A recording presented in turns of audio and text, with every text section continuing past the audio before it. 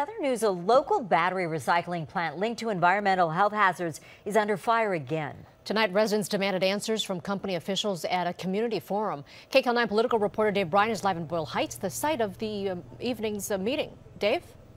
That's right, Lena, Sylvia, we're outside the Resurrection Catholic Church in Boyle Heights. That is where the meeting actually still continuing. It's kind of winding down at this hour. It's gone on for hours and hours. And a rowdy meeting it was at times as state officials tried to update the community on what's being done to deal with elevated lead levels in the soil.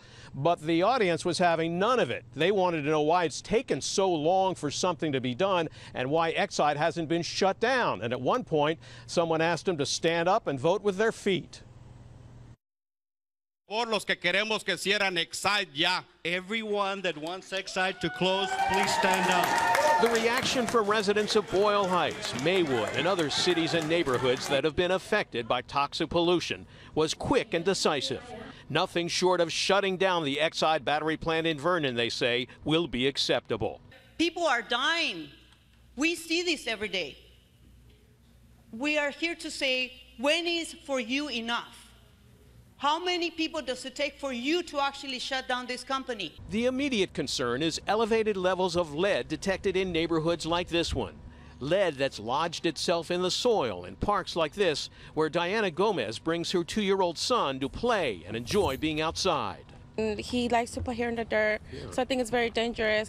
He could come and, grab we'll be playing with the dirt, and he would put it in his mouth, and I won't even know it, and I won't have time to react. Sure. So they should do something about it. State officials from the Department of Toxic Substances Control told the audience the elevated lead levels are a concern, but not an emergency.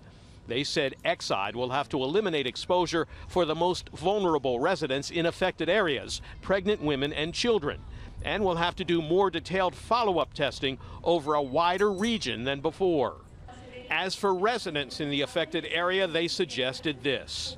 Just wash our hands when we come in from the yard. Wash our children's hands when they play out in the yard. Longtime Boyle Heights resident Teresa Marquez said that was insulting. We know that. We're not ignorant. We have some education here. And yet they come in and tell us, well, you need to wash your hands now.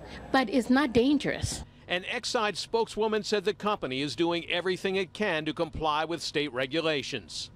We are in compliance with all regulations, and in fact, a December 2013 report by the AQMD staff actually showed that Exide had reduced all arsenic emissions by 95%.